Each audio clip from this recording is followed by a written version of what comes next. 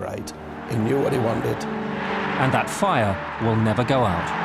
His desire is what it was 25 years ago. Fantastic manager who could drive us to all these fantastic results. The way in which he's kept the traditions of the club, the passion, the style of football. It's amazing to see he's still going stronger at the 8 years. You never lose. For him, lose, he don't know that word.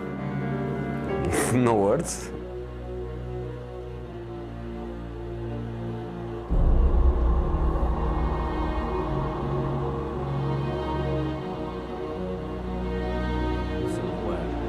But the trophies won point to more than just a professional desire. Sir Alex Ferguson. I think we're all judged with results, but I think the best way is to judge yourself in terms of what you believe in and the satisfaction you get of achieving that belief. I'm so fortunate to work with him day in, day out, and he is not only one of the greatest managers of all time, he's one of the greatest human beings with very high standards and high values of normal things that are important in life, and he's besides a great manager, a fantastic life coach.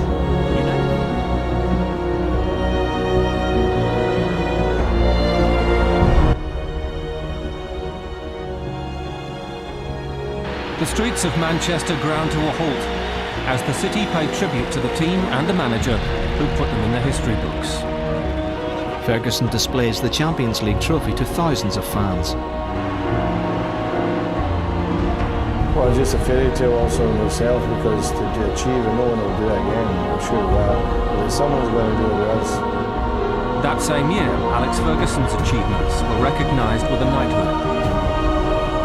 And there was no let-up in his desire for success. 6 more league titles followed over the next decade. Players had come and gone, but there was no room for sentiment. New teams were built, more titles won. But the mantra emanating from the man at the top remained the same.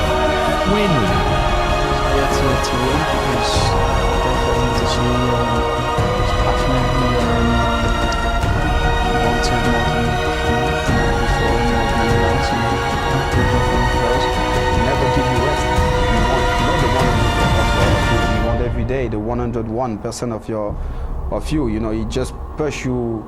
He don't have limit for you. It's like you never win, you never lose. For him, lose.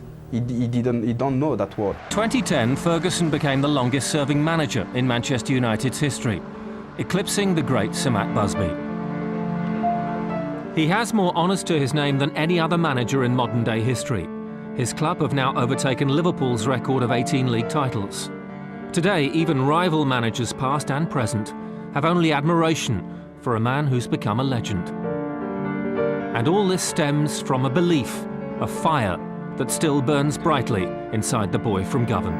Jose Mourinho. The record is incredible. To win once, any manager can do it, even the bad ones.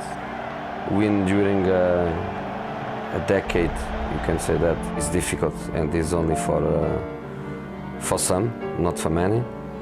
To win over 2 decades or 3 decades is only for very, very, very, very few. Longevity is I think, a true mark of greatness in football. Not just building the team, but putting up with the negative part of it, putting up with the criticism that comes your way inevitably if you're at a big football club, and just the pressures of every day in managing a big football club. And it doesn't look to have any effect on whatsoever. But arguably, I would think he'll go down as the greatest manager of all. He's got the ability to adapt to change, right? Because he's working with different generations now than he did, 20 years ago and 10 years ago. So that is a big feature to have. But on top of that, he's always had the ability to make tough decisions when it needed. Always for one reason, for the welfare of the club. I think it's something you always persevere with, is what you believe in. Don't change that belief, because if you do, then you're deserting yourself. You let yourself down. I would never do that. Never let myself down. I always want